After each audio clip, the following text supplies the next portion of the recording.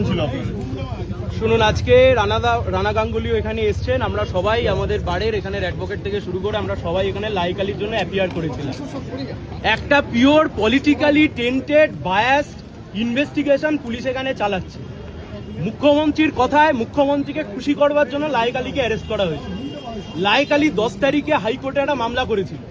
11 তারিখ তার কপি এসে বারুইপুর থানায় এসে পৌঁছায়। ঠিক 12 তারিখ কোনো একজন ব্যক্তিকে দিয়ে আরেকটা কমপ্লেন করিয়ে ঠিক সেদিনকে তাকে অ্যারেস্ট করানো হয়। তদন্তের নামে প্রহসন চলছে। ঠিক আগের জামানায় যা চলতো তার ভাবশিষ্য হিসেবে একই কাজ এখানে ওনারা করছেন। আমার ভূমিকা কি গোটা ঘটনায়? ভিডিওতে দেখা যাচ্ছে আমি থানার পুলিশকে সাথে নিয়ে আমি মবকে বরং কন্ট্রোল করছি, আমি সেখানে মবকে থামাচ্ছি। আমার নামে আপনি একটা পলিটিক্যালি মোটিভেটেড বায়াসড ইনভেস্টিগেশন চালু করে দিলেন। 3-3টে এফআইআর রয়েছে। আমরা আমাদের সাবমিশনে বলেছি, এখানে রানাদাও রয়েছে, আমরা আমাদের সাবমিশনে বলেছি কতগুলো এফআইআর করবেন। আইনের ধজিয়া উড়িয়ে রেখে দিয়েছে। গোটা কোর্ট চত্বরকে একটা মব অ্যাটাক করবার জন্য সেখানে দাঁড় করিয়ে রেখেছে। কি ছুড়বেন? ডিম ছুড়বেন? অ্যাকিউজ নিরাপদ নয়, অ্যাকিউজদের কাউন্সিল নিরাপদ নয়। This is rule of law. 2 মাস হলো ক্ষমতায় এসছেন, রুল অফ ল বলে কিছু রেখেছেন আপনি? শুধুমাত্র একটা সিপিআইএম এর লিডার, সে সেখানে ভোটে দাঁড়িয়েছিল। আপনি উদ্দেশ্য প্রণোদিতভাবে আপনার মনে হয়েছে আপনি বিভিন্ন রকম ভাবে চাপ সৃষ্টি করে একটা নতুন করে পুলিশ কমপ্লেন করে তাকে আপনি অ্যারেস্ট করালেন। কখন? আপনি জানেন যে সময়তে হাইকোর্টে মামলাটা উঠলে সে একটা প্রোটেকশন পেয়ে যেতে পারে। আমরা আমাদের সাবমিশন করেছি, উনি রিজার্ভ রেখেছেন, কিন্তু এটা সম্পূর্ণভাবে রাজনৈতিক উদ্দেশ্য প্রণোদিত একটি মামলা, যে মামলা করে সিপিআইএম নেতা লাইক আলীকে গ্রেপ্তার করা হয়েছে।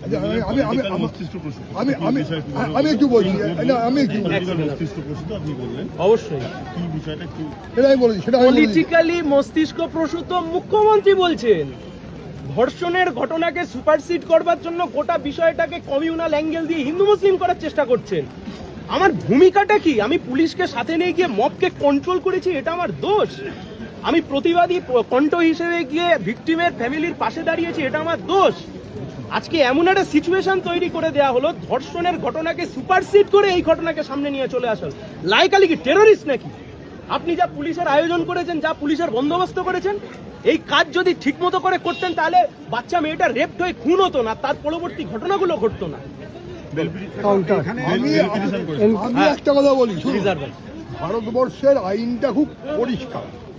একই ঘটনায় ইতিমধ্যে 4টে মামলা, একটা পক্সো কেস, আর এর বাইরে একটা মব লিঞ্চিং, একটা হয়ে গেছে মার্ডার কেস, গেলে পুলিশকে মারা, এসব হয়ে গেছে।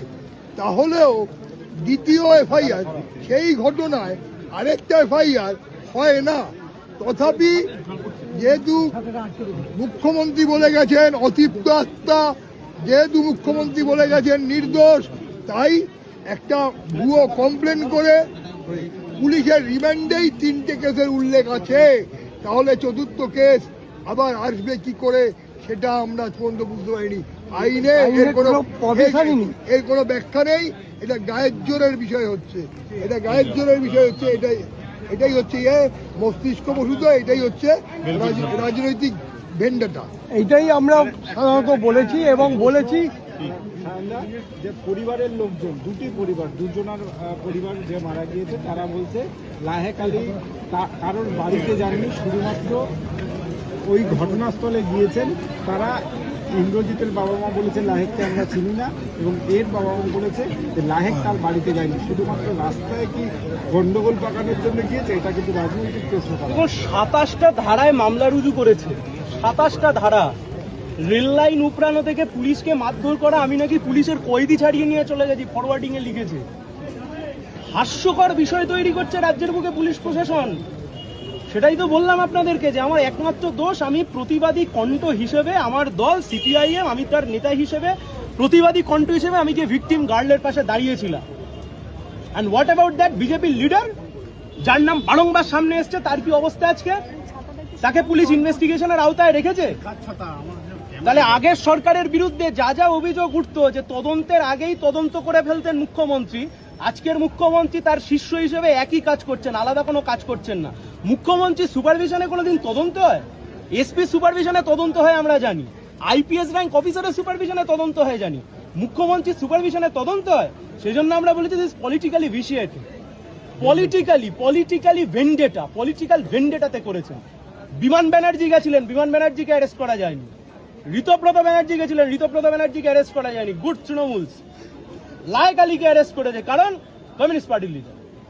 করতেই পারে, কিন্তু দেশের সংবিধানটা এখনো রয়েছে, প্রতিবাদী কণ্ঠকে এইভাবে থামাতে পারে।